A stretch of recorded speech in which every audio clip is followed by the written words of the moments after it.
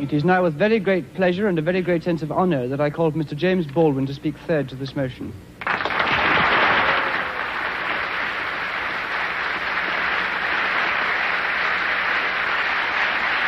Now we have Mr. James Baldwin, the star of the evening, who has been sitting, listening attentively, getting a wonderful reception here in the Cambridge Union. Tremendous enthusiasm from all sides of the House for Mr. Baldwin, who has been listening to the arguments. Now will bring the voice of actual experience to the debate. Good evening. I find myself, not for the first time, in the position of a kind of Jeremiah. For example, I don't disagree with Mr. Burford that the inequality suffered by the American Negro population of the United States has hindered the American dream. Indeed, it has. I quarrel with some other things he has to say. The other, deeper element of a certain awkwardness I feel has to do with it has to do with one's point of view. I have to put it that way. One's sense, one's system of reality. It would seem to me that the proposition before the House, when I put it that way, is the American dream at the expense of the American Negro, or the American dream is at the expense of the American Negro, is a question hideously loaded, and that one's response to that question, or one's reaction to that question, has to depend on an effect on where you find yourself in the world, what your sense of reality is, what your system of reality is. That is, it depends on assumptions which we hold so deeply as to be scarcely aware of them. A white South African, or a Mississippi sharecropper, or a Mississippi sheriff, or a Frenchman driven out of Algeria, all have, at bottom, a system of reality which compels them to, for example, in the case of the French exile from Algeria, to defend French reasons for having ruled Algeria. The Mississippi or the Alabama sheriff, who really does believe when he's facing a Negro boy or girl, that this woman, this man, this child, must be insane to attack the system to which he owes his entire identity. Of course, for such a person, the proposition of which we're trying to discuss here tonight does not exist.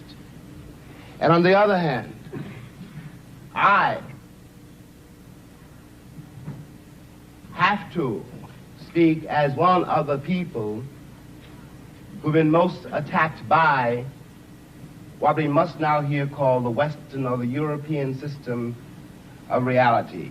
What white people in the world, because the doctrine of white supremacy, I hate to say it here, comes from Europe. That's how it got to America.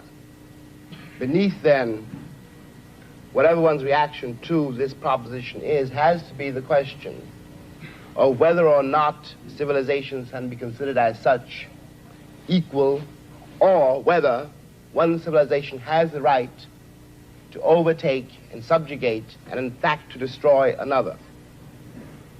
Now, what happens when that happens?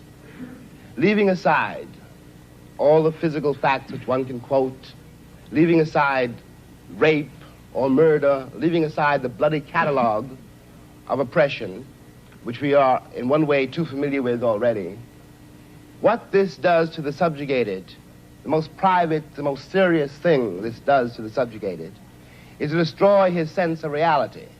It destroys, for example, his father's authority over him. His father can no longer tell him anything because the past has disappeared, and his father has no power in the world. This means, in the case of an American Negro, born in that glittering republic, and in the moment you are born, since you don't know any better, every stick and stone and every face is white, and since you have not yet seen a mirror, you suppose that you are too. It comes as a great shock around the age of 5 or 6 or 7 to discover that the flag to which you have pledged allegiance, along with everybody else, has not pledged allegiance to you, It comes as a great shock to discover that Gary Cooper killing off the Indians, when you were rooting for Gary Cooper, that the Indians were you. It comes as a great shock to discover that the country, which is your birthplace, and to which you owe your life and your identity, has not in its whole system of reality evolved any place for you. The disaffection, the demoralization, and the gap between one person and another, only on the basis of the color of their skins, begins there and accelerates throughout a whole lifetime, so that presently you realize you're 30 and are having a terrible time managing to trust your countrymen. By the time you are 30, you have been through a certain kind of mill. And the most serious effect of the mill you've been through is, again, not the catalog of disaster. The policemen, the taxi drivers, the waiters, the landlady, the landlord, the banks, the insurance companies, the millions of details, 24 hours of every day, which spell out to you that you are a worthless human being. It is not that. It is by that time you've begun to see it happening in your daughter or your son or your niece or your nephew. You are 30 by now, and nothing you have done has helped you to escape the trap. But what is worse than that is that nothing you have done, and as far as you can tell, nothing you can do, will save your son or your daughter from meeting the same disaster and not impossibly coming to the same end. Now, we're speaking about expense. I suppose there are several ways to address oneself to some attempt to define what that word means here. Let me put it this way, that from a very literal point of view, the harbors and the ports and the railroads of the country, the economy, especially of the southern states, could not conceivably be what it has become if they had not had, and do not still have indeed, and for so long, so many generations, cheap labor. I am stating very seriously, and this is not an overstatement, that I picked the cotton, and I carried it to market, and I built the railroads under someone else's whip for nothing. For nothing. The Southern oligarchy, which has until today so much power in Washington, and therefore some power in the world, was created by my labor and my sweat, and the violation of my women and the murder of my children. This, in the land of the free and the home of the brave. And no one can challenge that statement. It is a matter of historical record. In another way, this dream, and we'll get to the dream in a moment, is at the expense of the American Negro. You watch this in the Deep South in great relief, but not only in the Deep South. In the Deep South, you are dealing with a sheriff or a landlord or a landlady or the girl at the Western Union desk. And she doesn't know quite who she's dealing with, by which I mean that if you're not part of the town, and if you are a northern nigger, it shows in millions of ways. So she simply knows that it's an unknown quantity, and she wants to have nothing to do with it. So she won't talk to you. You have to wait for a while to get your telegram. Okay, we all know this. We've been through it. And by the time you get to be a man, it's very easy to deal with. But what is happening in the poor woman, the poor man's mind, is this. They've been raised to believe, and by now they helplessly believe, that no matter how terrible their lives may be, and their lives have been quite terrible, and no matter how far they fall, no matter what disaster overtakes them, they have one enormous knowledge and consolation, which is like a heavenly revelation. At least they are not black. Now I suggest that of all the terrible things that can happen to a human being, that is one of the worst. I suggest that what has happened to white Southerners is in some ways, after all, much worse than what has happened to Negroes there. Because Sheriff Clark in Selma, Alabama, cannot be considered, no one can be dismissed as a total monster.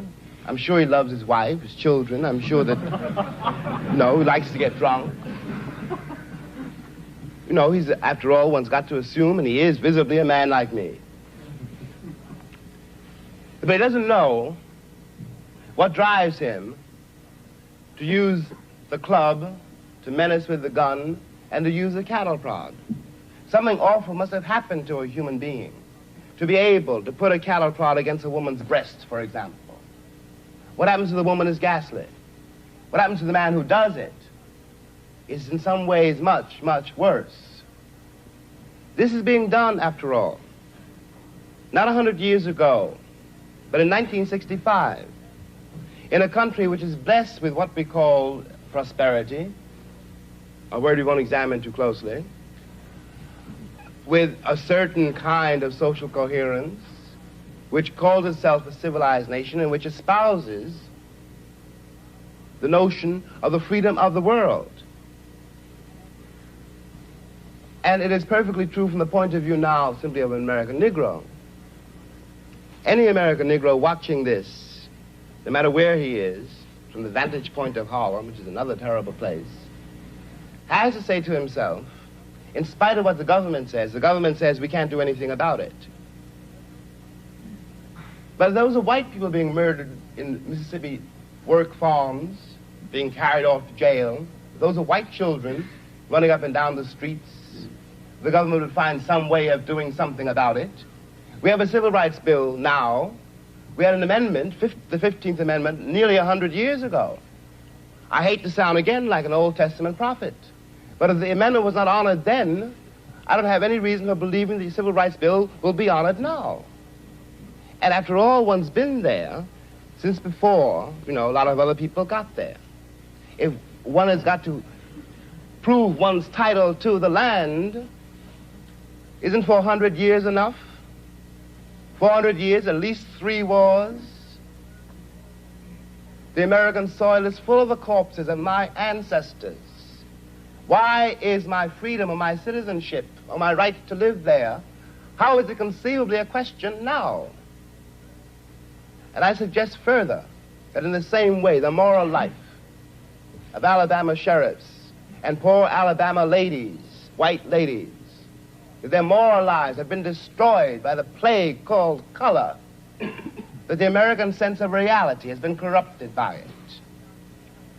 At the risk of sounding excessive, what I always felt when I finally left the country, found myself abroad in other places, and watched Americans abroad. And these are my countrymen, and I do care about them. And even if I didn't, there is something between us.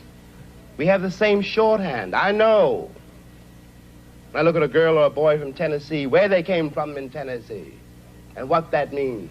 No Englishman knows that, no Frenchman, no one in the world knows that except another black man who comes from the same place. One watches these lonely people denying the only kin they have. We talk about integration in America as though it was some great new conundrum. The problem in America is that we've been integrated for a very long time. Put me next to any African, and you will see what I mean. And my grandmother was not a rapist. What we are not facing is the results of what we've done. What one begs the American people to do for all our sakes is simply to accept our history. I was there not only as a slave, but also as a concubine. One knows the power, after all, which can be used against another person if you've got absolute power over that person. It seemed to me when I watched Americans in Europe that what they didn't know about Europeans was what they didn't know about me. They weren't trying, for example, to be nasty to the French girl or rude to the French waiter. They didn't know they hurt their feelings. They didn't have any sense that this particular woman, this particular man, though they spoke another language and had different manners and ways, was a human being. And they walked over them with the same kind of bland ignorance, condescension, charming and cheerful, with which they'd always patted me on the head and called me shine, and were upset when I was upset. What is relevant about this is that whereas 40 years ago when I was born, the question of having to deal with what is unspoken by the subjugated, what is never said to the master, of having to deal with this reality was a very remote possibility. It was in no one's mind. When I was growing up, I was taught in American history books that Africa had no history, and neither did I. That I was a savage, about whom the less said the better, who had been saved by Europe and brought to America. And of course, I believed it. I didn't have much choice. Those are the only books there were. Everyone else seemed to agree. If you walk out of Harlem, ride out of Harlem downtown, the world agrees. What you see is much bigger, cleaner, whiter, richer, safer than where you are. They collect the garbage. People obviously can pay their life insurance. The children look happy, safe. You're not. And you go back home. And it would seem then, of course, that it's an act of God, that this is true, that you belong where white people have put you. It is only since the Second World War that there's been a counter-image in the world. And that image not come about through any legislation on the part of any American government, but through the fact that Africa was suddenly on the stage of the world, and Africans had to be dealt with in a way that had never been dealt with before. This gave an American Negro for the first time a sense of himself beyond a savage or a clown. It has created, and will create, a great many conundrums. One of the great things that the white world does not know, but I think I do know, is that black people are just like everybody else. One has used the myth of Negro and the myth of color to pretend and to assume that you are dealing essentially with something exotic, bizarre, and practically, according to human laws, unknown. Alas, that is not true.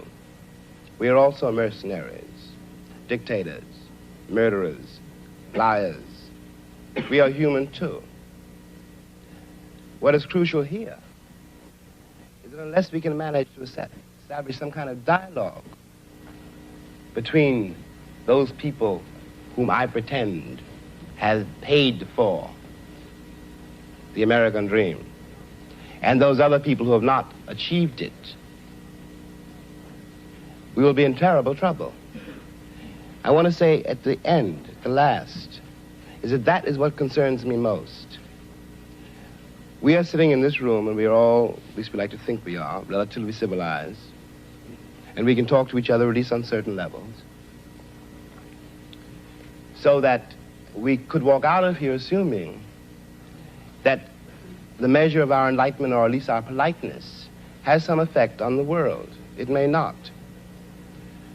I remember, for example, when the ex-Attorney General, Mr. Robert Kennedy, said that it was conceivable that in 40 years in America we might have a Negro president.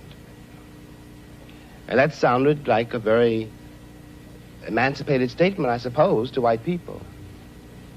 They were not in Harlem when this statement was first heard, and did not hear, and possibly will never hear, the laughter and the bitterness and the scorn with which the statement was greeted. From the point of view of the man in the Harlem barbershop, Bobby Kennedy only got here yesterday. And now he's already on his way to the presidency. We've been here for 400 years, and now he tells us that maybe in 40 years, if you're good, we may let you become president. What is dangerous here is the turning away from anything any white American says. The reason for the political hesitation and in spite of the Johnson landslide is the one who's been betrayed by American politicians for so long. And I'm a grown man, and perhaps I can be reasoned with.